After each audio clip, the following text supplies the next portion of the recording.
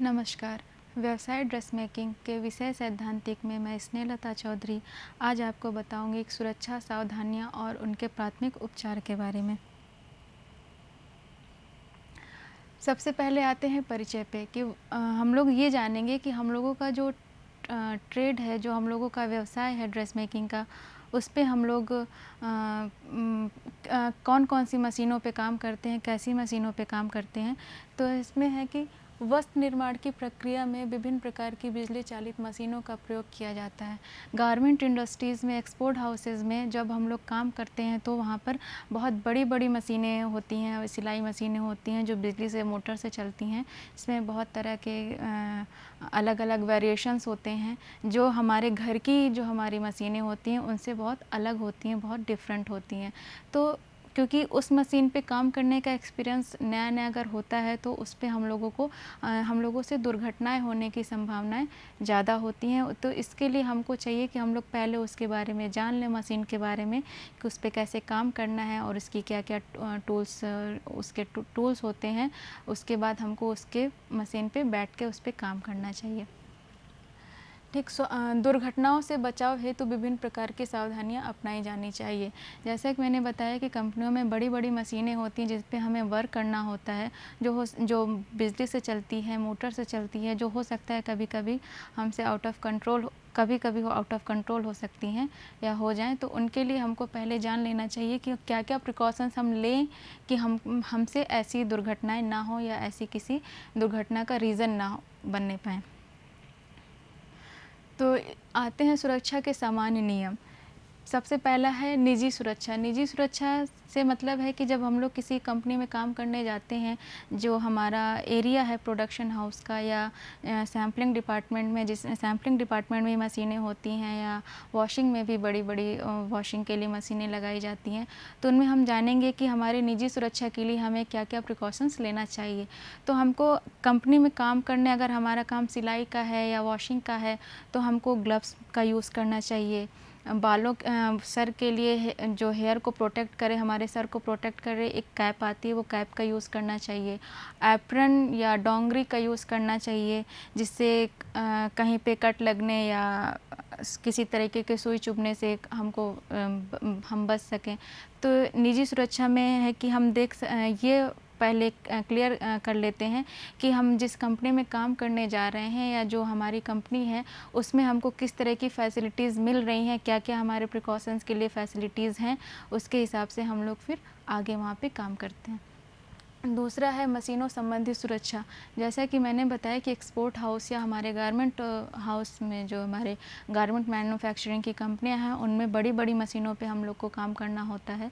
उसमें हम लोग देखेंगे कि मशीन जो हमारी जिस पे हमको काम करना है उसमें बहुत तरह के छोटे छोटे टूल्स का यूज़ किया जाता है जो उसमें लगे होते हैं। तो हमको सबसे पहले ये क्लियर करना है कि मशीन जो हमारी है उसको, उसके जो छोटे छोटे पार्ट्स हैं जो उसमें अटैच हैं, वो एक किसी जालीनुमा उससे ढके हों या उनके ऊपर कोई एल्युमिनियम का कवर लगा हो, जिससे अगर बाई चांस उनमें कोई दिक्कत आती है तो वो निकल के बाहर हमारे ऊपर ना अटैक करें, निकल के जैसे झटके से निकलें या हमें लग जाए आँखों में, नाक में, मुंह पे, कहीं पे भी, चेहरे पर या बॉडी पे। तो उसकी वजह से उनको एक कवर में रखना ज़रूरी है, उस मशीन को एक कवर में होना ज़रूरी है। तो इसका हमको मशीन पे काम, जब हम बैठेंगे मशीन पे काम करने, तो सबसे पहले हमें इस चीज़ का ध्यान रखना है कि मशीन पे हमारी, हमको नीडल चेक कर लेनी है, उसका मोटर चेक कर लेना, उसका वायर चेक कर लेना, उसके स्विच चेक कर लेने हैं, उसके जो टूल्स हैं उनको देख लेना है कि वो एक बॉक्स में है या नहीं है। अगर बॉक्स में कवर नहीं है तो उनको कवर करवाना है, क्योंकि हमको उस मशीन पर काम करना है तो किसी तरीके की हमको असुविधा नहीं होनी चाहिए। तीसरा है विद्युत संबंधी सुरक्षा। विद्युत संबंधी सुरक्षा से मतलब है यहाँ पर कि जो हमारा वायरिंग का काम है, जो हमारी बिजली से चलने वाली मशीनें हैं, टाइम टाइम पर हमको उनका वायरिंग का चेक करवाना है, मशीनों का मेंटेनेंस कराना रहता है। मशीनों के मेंटेनेंस या वायरिंग मेंटेनेंस से ये रहेगा कि हमको पता रहेगा कि इस मशीन का क्या परफॉर्मेंस प्रेजेंट टाइम में है, कि ये कितना काम कर सकती है, कितना नहीं कर सकती है, या विद्युत या बिजली से रिलेटेड कोई समस्या तो नहीं आएगी। अगर हमने एक बार वायरिंग करा के छोड़ दिया और उसको चेक नहीं किया है तो उसमें शॉर्ट सर्किट जैसी दिक्कतें आ सकती हैं, जिससे अगर हम लोग हैवी मशीनें यूज़ कर रहे हैं या प्रेसिंग का काम कर रहे हैं तो उसमें शॉर्ट सर्किट की वजह से आग लगने की संभावनाएं बढ़ जाती हैं। फिर आता है हमारा साधारण सुरक्षा। साधारण सुरक्षा में है कि हमको अपने लिए हम क्या प्रोटेक्शन ले रहे हैं, जैसे मैंने बताया ग्लव्स का, एप्रन या डोंगरी का, इन चीज़ों को हम अपने लिए यूज़ करेंगे कि अगर हमको काम करने जाना है, अगर हमको अपने आप को प्रोटेक्ट करके रखना है तो लॉन्ग नी लेंथ के शूज़ आते हैं, वो शूज़ पहन के रखना है कंपनी के अंदर। अगर मान लीजिए फ़र्श पे कहीं बाई चांस ऑयल गिरा है तो हमको वो फिसलने से बचाएगा।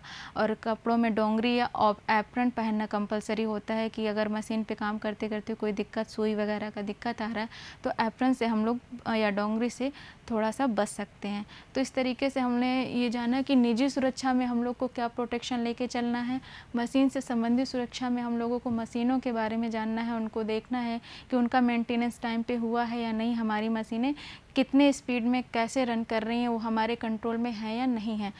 इसके बाद है विद्युत संबंधी सुरक्षा। विद्युत संबंधी सुरक्षा में जैसा कि मैंने बताया कि वायरिंग का हमको अपना प्रॉपर मेंटेनेंस करा के रखना है, क्योंकि बड़ी कंपनी में बहुत बड़ी बड़ी मशीनें चलती हैं, अलग अलग डिपार्टमेंट में बिजली का काम होता है, तो उनके वायरिंग का प्रॉपर मेंटेनेंस होना बहुत ज़रूरी है। और साधारण सुरक्षा में जो हम लोग प्रोटेक्शन लेंगे वो आज चीज़ें आती हैं। जैसे आप देख रहे होंगे कि यहाँ पे सैम्बल्स दिए हुए हैं कि कंपनियों में ये जगह जगह पे लगे रहते हैं कि ये डेंजर, ये इन चीज़ों से डेंजर हो सकता है। जैसे मैंने बताया कि स्लीपी सरफेस मतलब अगर आपका जो सरफेस है जिस पे आपको चलना है या काम करना है वो बहुत ज़्यादा स्लीपी नहीं होना चाहिए।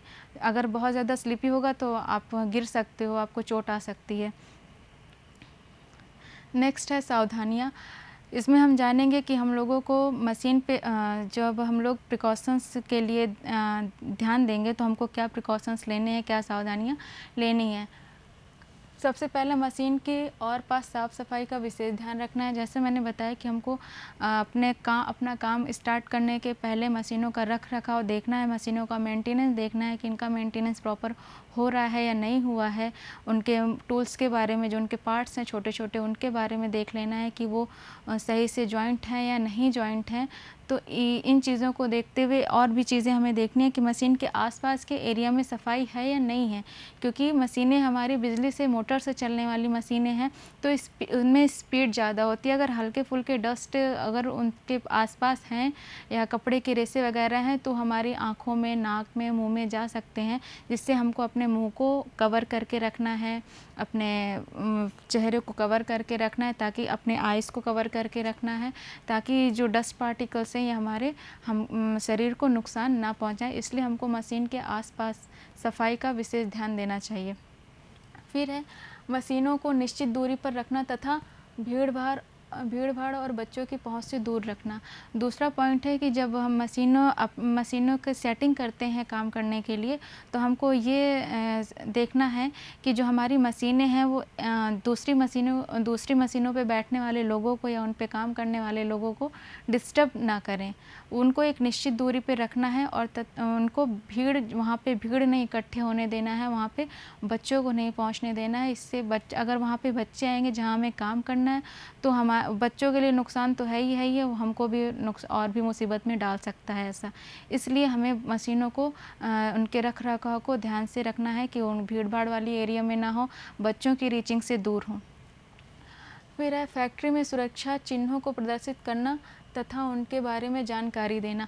अगर हम किसी फैक्ट्री में काम कर रहे हैं या अगर हम कोई फैक्ट्री स्टार्टअप करना चाहते हैं किसी फैक्ट्री का, तो हमको सबसे पहले अपने यहाँ काम कर रहे वर्कर्स के बारे में सोचना चाहिए, उनके सुविधाओं के बारे में सोचना चाहिए और उनको इस बारे में जानकारी देखना चाहिए। जिसके पहले मैंने आपको स्लाइड में दिखाया था कि ये जो हमारे सिंबल्स हैं डेंजर्स के जो हो सकते हैं, कंपनी में इन सिंबल्स को जगह जगह पर लगा के रखना चाहिए, जिससे ये रहेगा कि आपके वर्कर को पता रहेगा कि किस जगह पे किस तरीक़ा का डेंजर हो सकता है, तो उससे उनको प्रिकॉशन लेके रखना है।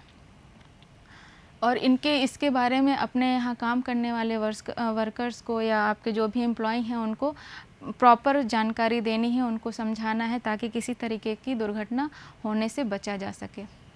फिर है दुर्घटना की स्थिति में प्राथमिक उपचार की व्यवस्था होना। अगर बाई चांस मान लीजिए कि हमारी फैक्ट्री में, हमारी कंपनी में किसी तरीके की दुर्घटना हो भी जा रही है तो हमारे पास क्या फैसिलिटीज़ हैं कि हम तुरंत उससे बच सकते हैं। तो इन चीज़ों का भी हमको ध्यान रखना चाहिए किसी भी काम को करने से पहले, ख़ास करके फैक्ट्रियों में, एक्सपोर्ट हाउसेस में, जहां हम लोग बड़ी मशीनों पे काम कर रहे हैं। फिर वो गारमेंट का भी हो सकता है, इलेक्ट्रॉनिक दूसरा भी हो सकता है किसी चीज़ का। उन जगहों पे हमको इन बातों का ध्यान रखना है कि मशीनों के आसपास सफाई का विशेष ध्यान रखना है, मशीनों को निश्चित दूरी पर रखना और भीड़ भाड़ एरिया से बचाना है, बच्चों की रीचिंग से दूर रखना है, फैक्ट्री में सुरक्षा चिन्हों को प्रदर्शित करना है और अपने एम्प्लॉयज़ को उनके बारे में जानकारी देना है। फिर दुर्घटना की स्थिति में प्राथमिक उपचार की व्यवस्था करके पहले से रखना है, ना कि दुर्घटना हो जाए और उसके बाद हम कोई प्रिकॉशन की तैयारी करें कि चलो नेक्स्ट टाइम से। ऐसा नहीं करना है। जब हम स्टार्टअप कर रहे हैं तो ही हमें ये सारे प्रिकॉशंस लेके चलने हैं ताकि किसी दुर्घटना की संभावना ही ना बन सके। फिर आते हैं दुर्घटना के मुख्य कारण पे।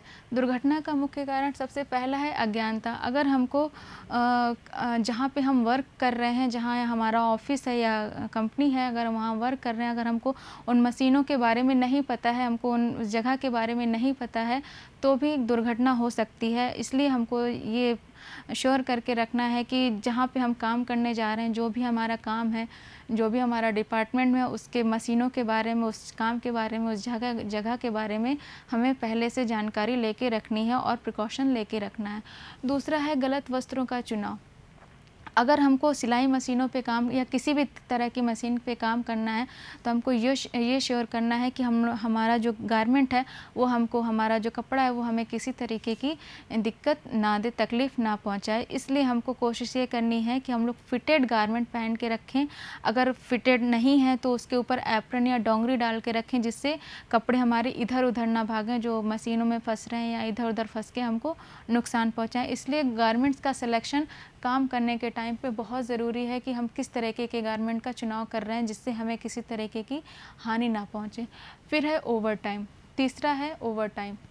ओवर टाइम ज़्यादा ओवर टाइम करने से होता है कि हम बॉडी को थकान रहती है, प्रॉपर रेस्ट नहीं मिल पाता है, थोड़ा सा माइंड डिस्टर्ब रहता है रेस्ट ना मिलने के कारण। तो इस वजह से भी दुर्घटना हो सकती है कि हम अगर अपने लिमिट से ज़्यादा, जैसे हमारा एक लिमिट है कि हम 8 घंटे ही काम कर पाएंगे, तो 8 घंटे के बीच में भी हमको रेस्ट चाहिए होता है और उसके बाद भी रेस्ट चाहिए होता है। तो लगातार ओवर टाइम नहीं करना या करवाना चाहिए किसी से। अगर हम ओनर हैं किसी फैक्ट्री के तो भी हमको इस चीज़ का ध्यान रखना है कि हम अपने एम्प्लॉय से कितना काम ले रहे हैं जिससे दुर्घटना ना होना पाए। अगर हम ओवर टाइम करा रहे हैं किसी से तो कितना ओवर टाइम करा रहे हैं, और ओवर टाइम के बाद हमको उसको प्रॉपर रेस्ट देना चाहिए कि उसको अगर प्रॉपर रेस्ट नहीं मिलेगा तो निश्चित तौर पे दुर्घटना हो सकती है। अगर ओवर टाइम के बाद उसको 1 दिन का या आधे दिन का रेस्ट मिलता है तो दुर्घटना के चांसेस कम रहते हैं।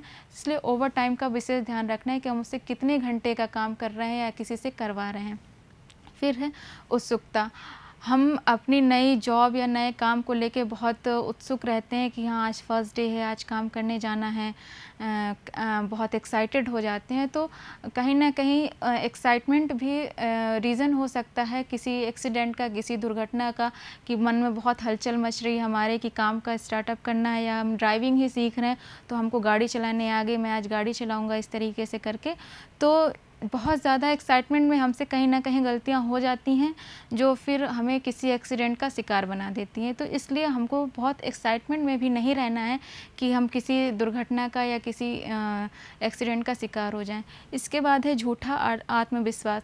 कभी कभी झूठा आत्मविश्वास कह सकते हैं ओवर कॉन्फिडेंस, कि हम अपने किसी काम को लेके इतना ज़्यादा ओवर कॉन्फिडेंट रहते हैं कि नहीं ये तो मैं कर लूँगा। इस तरीके का अपने मन में नहीं लाना है, क्योंकि ओवर कॉन्फिडेंट के कारण ही हमारा काम गलत होता है, ख़राब होता है। या मशीन को, अगर किसी मशीन के बारे में हम लोग नहीं जानते हैं और वो पहली मशीन से थोड़ा बहुत रिलेट करती है, तो बजाय इसके कि मैंने वो ऑपरेट किया था ये मैं कर लूँगा, तो बजाय इसके हमको उस मशीन को पहले ऑपरेट करके उसके बारे में जान लेना चाहिए। ओवर कॉन्फिडेंट नहीं होना चाहिए कि मैं हर तरह की मशीन या हर तरीके की गाड़ियाँ कह सकते हैं कि चला सकता हूँ। हो सकता है उसमें थोड़ा बहुत चेंजेस हो, इसलिए आपको पहले अपने ओवर कॉन्फिडेंट को ख़त्म करके उसके बारे में जानकारी ले लेना बहुत ज़रूरी है। फिर आता है रुचि की कमी। रुचि की कमी, अगर हमारा किसी काम में इंटरेस्ट नहीं है तो जो हम अगर ऑफ़िस जा रहे हैं, काम कर रहे हैं, कहीं पे भी जा रहे हैं, अगर हमारा मन नहीं लग रहा है, मुझे उस काम में इंटरेस्ट नहीं आ रहा है, तो ये भी एक रीज़न हो सकता है एक्सीडेंट का। किसी भी तरीके के एक्सीडेंट का ये रीज़न हो सकता है। इसलिए बहुत ज़रूरी है कि हम लोग अपने काम में इंटरेस्ट दिखाएँ, उसको इंटरेस्टिंग बना के रखें अपने काम करने के तरीक़ों को, जिससे हमारा काम में मन लगा रहे और हम किसी तरीके की दुर्घटना से बच सकें। फिर है कार्य करने की शीघ्र जल्दबाज़ी। मतलब कभी-कभी ऐसा होता है कि हमको बहुत जल्दी है काम ख़त्म करने की। अगर 10 दिन का काम है तो हम कोशिश करते हैं कि हम उसको 4 दिन में, 5 दिन में ख़त्म करके दे दें। तो ऐसा भी नहीं करना चाहिए, क्योंकि ये भी रीज़न है बहुत बड़ा कि हम बहुत जल्दी काम ख़त्म करके दूसरा काम करना चाहते हैं, तो बहुत जल्दबाज़ी में वो काम हमसे गलत होता है, ख़राब होता है। अगर हम मशीन पे काम कर रहे हैं तो हम सोचेंगे कि एक दिन में हम कितना भी एक दिन में पूरा गारमेंट तैयार कर लें 2-3, तो ये पॉसिबल नहीं होता है। जल्दीबाज़ी में हो सकता है हमको हम नीडल ना लगा पाएँ, या मशीन की सेटिंग ना प्रॉपर कर पाएँ, या उसका स्पीड बढ़ा दें। तो स्पीड बढ़ाने से क्या होगा कि अगर जैसे हम मशीन पे गारमेंट सिल रहे हैं और उसका स्पीड हम लोगों ने बढ़ा दिया है, तो कभी-कभी मशीन जो हमारी आउट ऑफ कंट्रोल हो जाती है। फिर ये आउट ऑफ कंट्रोल होने की वजह से वो हम उसको कंट्रोल करने में थोड़ी दिक्कत होती है, जिसकी वजह से हमको दुर्घटना का शिकार होना पड़ता है। तो इन चीज़ों का यहाँ पे ध्यान रखेंगे कि अज्ञानता, कि किसी भी चीज़ काम को करने से पहले हमको उसके बारे में जान लेना है, उसके बारे में समझ लेना है, ताकि हम अज्ञानता से बचे रहें, ताकि हम दुर्घटना से बचे रहें। दूसरा है कि वस्त्रों का चुनाव हम जैसा मैंने बताया कि मशीन पे काम करने के लिए हमको फिटेड गारमेंट का यूज़ करना चाहिए। अगर फिटेड गारमेंट हम नहीं यूज़ कर रहे हैं तो हमें एप्रॉन या डोंगरी का यूज़ करना चाहिए, जिससे हमारे कपड़े इधर-उधर ना जाएँ। तीसरा है ओवरटाइम। ओवरटाइम का हमको विशेष ध्यान रखना है कि हमको कितने टाइम के बाद रेस्ट की ज़रूरत है, कि हम इतना ही काम कर पाएँगे या करा पाएँगे, उससे ज़्यादा नहीं। इसलिए ओवरटाइम का भी विशेष ध्यान देना। उत्सुकता, बहुत ज़्यादा एक्साइटेड नहीं होना है किसी चीज़ को लेके कि मुझे ये काम आता है, मैं कर लूँगा। तो ये, और उसके बाद है झूठा आत्मविश्वास। बहुत ज़्यादा ओवर कॉन्फिडेंस भी नहीं होना है किसी चीज़ को लेके कि मैं तो ये मशीनें ऑपरेट करना जानता हूँ, मैं किसी भी तरीके की मशीनें ऑपरेट करना जानती हूँ। फिर है रुचि की कमी। रुचि की कमी में आपको इंटरेस्ट बना के रखना है अपने काम में। तो अगर आपका इंटरेस्ट नहीं रहेगा तो दुर्घटना हो सकती है। अगर आपका इंटरेस्ट रहेगा तो आप अपने इंटरेस्ट के हिसाब से काम करोगे, तो हर चीज़ का प्रिकॉशन लेके काम करोगे। और लास्ट है कार्य को शीघ्र करने की जल्दीबाजी। किसी काम को करने की कोई जल्दीबाजी नहीं करनी चाहिए। काम को उसके दिए गए टाइम लिमिट के अनुसार ही ख़त्म करिए। जल्दीबाजी से भी दुर्घटना हो सकती है। तो यहाँ पे ये 4-5 रीज़न्स हैं, 6 तरीके के रीज़न्स हैं जिनके के थ्रू दुर्घटना हो सकती हैं। फिर इसके बाद आ जाता है बचाव। अभी तक हम लोगों ने जाना कि कैसे हम लोग जो क्या-क्या रीज़न हो सकते हैं किसी एक्सीडेंट के, किसी दुर्घटना के, तो अब हम ध्यान देंगे इनके बचाव के, कि इनके बचाव पे हमें क्या-क्या काम करना है। तो सबसे पहले मशीन की बनावट पर ध्यान देना है। जैसा कि मैंने बताया कि अगर हम लोग मशीन पे काम कर रहे हैं तो हम लोग ये श्योर हो जाएँ कि जो हमारे मशीन के छोटे-छोटे जो पार्ट्स लगे हैं वो किसी स्टील के कवर या जालीनुमा कवर से वो कवर हैं। जो झटका लगने पर या बाय चांस कोई एक्सीडेंट होने पर निकल के डायरेक्ट हम पर अटैक ना करें।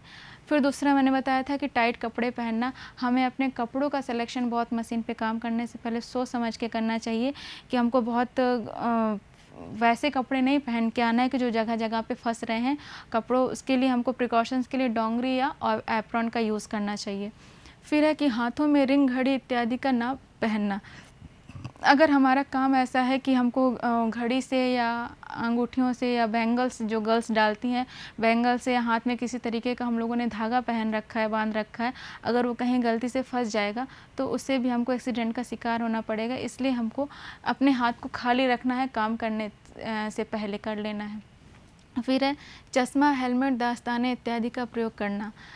अपना प्रिकॉशंस लेने के लिए, जैसे कि मैंने बताया था कि मशीनों के पास साफ़ सफाई होनी चाहिए, उसके लिए हमको क्या करना है कि आँखों को कवर करके रखना है, अपने सर को कवर करके रखना है, अपने हैंड्स को ग्लव्स यूज़ करना है।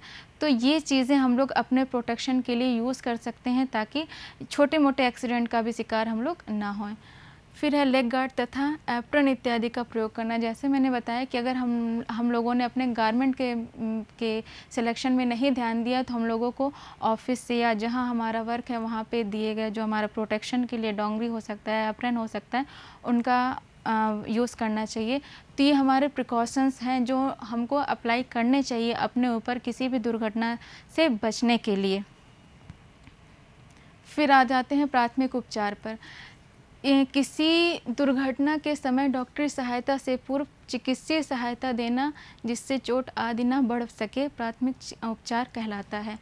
मान लीजिए हम कहीं पे हम ऑफिस हो गया हमारा या कहीं दूसरी जगह हो गई, अगर किसी को कोई चोट आ जाती है काम करते वक्त थोड़ी बहुत या थोड़ा ज़्यादा, तो जो हम लोग उसको फर्स्ट एड देते हैं, जो हम लोग उसका पहला उपचार जो करते हैं वो डॉक्टर के पास ले जाने से पहले वो हमारा प्राथमिक उपचार कहलाता है।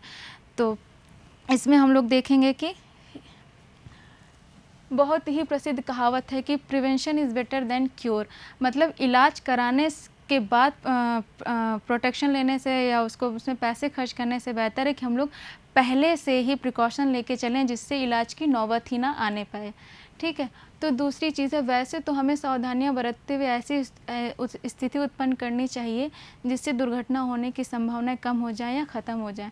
इसलिए बार बार ये चीज़ मैं रिपीट कर रही हूँ कि अगर हम कहीं पे काम करने जा रहे हैं या अपने घर में ही कोई काम कर रहे हैं तो हमको अपना प्रिकॉशंस घर में भी काम करने के लिए प्रिकॉशन लेके रखना चाहिए कि बच्चों को मशीनों या चीज़ों की रीचिंग से दूर रखना चाहिए। हमें अपने वायरिंग का और मशीनों का प्रॉपर मेंटेनेंस करा के रखना चाहिए कि बहुत बड़ी दुर्घटना होने से हम लोग बच सकें। फिर है, दुर्घटना होने की परिस्थिति में निम्न प्रकार का प्राथमिक उपचार दिया जा सकता है। अगर बाई चांस कोई दुर्घटना हो भी गई है तो हम ये देखते हैं कि हम उस पर किन किन तरीक़ों का प्राथमिक उपचार फर्स्ट एड दे सकते हैं। यह है प्राथमिक उपचार किट। प्राथमिक उपचार किट जो फर्स्ट एड बॉक्स होता है हमारा, हमको उसमें बैंडेज रखना चाहिए, ग्लव्स रखना चाहिए, छोटी सीज़र हो गई और डिटॉल हो गया, जिससे अगर थोड़ी बहुत चोट लगी है किसी को तो हम लोग उसको ठीक कर सकें डिटॉल से वॉश करके या उस पर बैंडेज लगा के उसको थोड़ा उसका ब्लड रोक सकें कि डॉक्टर के पास जाने तक वो थोड़ा ठीक रह सके। तो इसमें आपके इतने तरीके के सामान दिए गए हैं जो हम लोग को ऑफिस, घर, हर जगह पे फर्स्ट एड बॉक्स में रखना चाहिए, जिसे अगर बाई चांस कोई घटना हो गई है तो हम लोग उसको क्या करें कि तुरंत हम लोग फ़र्स्ट एड देने की कंडीशन में रहें। अब ऐसा ना हो कि हमने फ़र्स्ट एड की कोई तैयारी नहीं की है और बाई चांस किसी को कुछ हो जाता है, कहीं पे हल्का फुल्का कट लग गया या कोई बीमार पड़ गया, किसी का सर दर्द, जुकाम, बुखार, ऐसी चीज़ें भी हो गई अचानक से, तो हमको उसको दवाइयाँ देने के लिए अपने फ़र्स्ट एड में इतनी चीज़ों का रखना चाहिए। बैंडेज, ग्लव्स से इन सारी चीज़ों को ध्यान में रखते हुए फ़र्स्ट एड बॉक्स तैयार करना चाहिए। अब आते हैं प्राथमिक उपचार के नियम। प्राथमिक उपचार के नियम। प्राथमिक उपचार देने में विलंब नहीं करना चाहिए। अगर कोई एक्सीडेंट हो गया है हमारे आसपास, बड़ी या छोटी किसी भी तरीके की, अगर बहुत बड़ी दुर्घटना हो गई है जिसमें हम कुछ नहीं कर सकते बजाय डॉक्टर को बुलाने के, तो हमको डॉक्टर को बुला लेना चाहिए। और अगर हम उसमें थोड़ा बहुत कर सकते हैं, अगर किसी व्यक्ति को चोट लगी और उसका ब्लड लगातार बह रहा है तो हम कोशिश करेंगे कि उसका ब्लड पहले हम रोक सकें, डिटॉल से वॉश करके उसको बैंडेज कर सकें ताकि डॉक्टर के आने तक या उसको डॉक्टर के पास ले जाने तक का टाइम हमारे पास रहे जिसमें उसका बहुत ज़्यादा ब्लड ना बह सके। दूसरा, स्वयं को शांत रखना तथा भीड़ ना लगने देना। तो दूसरी सबसे बड़ी चीज़ ये है कि हमें पैनिक नहीं होना है और ना वहाँ भीड़ इकट्ठा होने देना है, क्योंकि भीड़ इकट्ठा होगी या हम परेशान रहेंगे तो हमको समझ नहीं आएगा कि हम जो हमारे सामने व्यक्ति है जो चोटिल है, जिसको चोट लग गई है, वो हमें देख के परेशान होगा। हो सकता है उसको अपनी चोट का अंदाज़ा ना हो कि उसको कितनी गहरी उसको चोट लगी है, बट अगर भीड़ इकट्ठा होगी, उसको भीड़ तरह तरह की बातें करेगी या हम पैनिक हो जाएंगे कि इतना ज़्यादा ब्लड निकल रहा है, इतना ज़्यादा इसका चोट है, गहरा है, मैं कैसे क्या करूं, तो हो सकता है वो चोटिल व्यक्ति हमसे भी ज़्यादा परेशान हो जाए। इसलिए हमें ना खुद को परेशान होने देना है, ना भीड़ वहाँ लगने देनी है, जिससे कि हम उस चोटिल व्यक्ति को अच्छे से हैंडल कर सकें डॉक्टर के पास ले जाने तक। फिर है, पीड़ित को अकेला नहीं छोड़ना, चोट की जानकारी करके उपयुक्त उपचार देना। कभी भी चोटिल व्यक्ति या पीड़ित को अकेला नहीं छोड़ना है। उसकी जो चोट है उसके बारे में हमें जानकारी ले लेनी है, उसके बाद हमको उसको प्राथमिक उपचार देना है। फिर आवश्यकता होने पर डॉक्टर को सूचित करना। जब हमें लगे कि अगर ये हम फर्स्ट एड से नहीं सही होगा तो की कंडीशन में हमको डॉक्टर को बुला लेना चाहिए, या एक बार फर्स्ट एड देने के बाद भी डॉक्टर को बुला लेना चाहिए। फिर है प्राथमिक उपचार के उपरांत हॉस्पिटल ले जाना। अगर कोई व्यक्ति चोटिल है और उसको हमने फ़र्स्ट एड दे दिया है तो उसको श्योर करना चाहिए कि उसकी चोट जो हमने फ़र्स्ट एड उसको दिया उससे ठीक हो जाएगी या नहीं। ये श्योरिटी लेने के लिए हमको उसको एक बार डॉक्टर को दिखा लेना चाहिए। फिर है प्रशिक्षण का सारांश। प्रशिक्षण के सारांश में हम लोगों ने देखा कि आज हम लोगों ने जो हमारा सेफ्टी और प्रिकॉशन और उससे जो फर्स्ट एड है उनमें हमने जाना कि परिचय में कि किस तरीके से हम अपना सेफ्टी प्रिकॉशन ले सकते हैं और किस तरीके से हम लोग प्राथमिक उपचार के मतलब जो नियम हैं उनको फॉलो कर सकते हैं, किस तरीके से हम लोग दुर्घटना से बच सकते हैं। फिर दूसरा है सुरक्षा के सामान्य नियम। सुरक्षा के सामान्य नियम में हमने जाना कि कौन कौन से रूल्स हैं, कौन कौन से नियम हैं जिनको फॉलो करके हम किसी दुर्घटना से बच सकते, जो उनके हैं उनको हम बच सकते हैं या उनको नियम को फॉलो करके हम अपने आप को सेफ़ रख सकते हैं। फिर है सावधानियाँ। सावधानियाँ में हम लोगों ने जाना है कि हमको किस तरह के प्रिकॉशंस लेने चाहिए किसी बड़ी दुर्घटना को होने से रोकने के लिए या दुर्घटना से बचने के लिए। फिर हमने जाना कि दुर्घटना के मुख्य कारण क्या क्या हैं। हमने रीज़न्स देखे हैं कि दुर्घटना के क्या क्या रीज़न्स हैं, उन रीज़न से हमको बच के रहना है, उन रीज़न्स को फॉलो नहीं करना है। फिर है बचाव।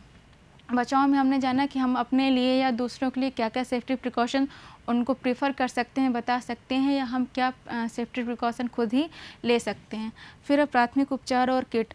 हमने जाना कि फ़र्स्ट एड क्या होता है और फर्स्ट एड किट क्या होती है, इन दोनों के बारे में हम लोगों ने जाना। फिर है प्राथमिक उपचार के नियम। लास्ट पे हम लोगों ने जाना कि कैसे हम लोग फर्स्ट एड के नियम को फॉलो करके किसी को फर्स्ट एड दे सकते हैं और उसको डॉक्टर के पास ले जाने तक हम लोग उसको सेव कर सकते हैं।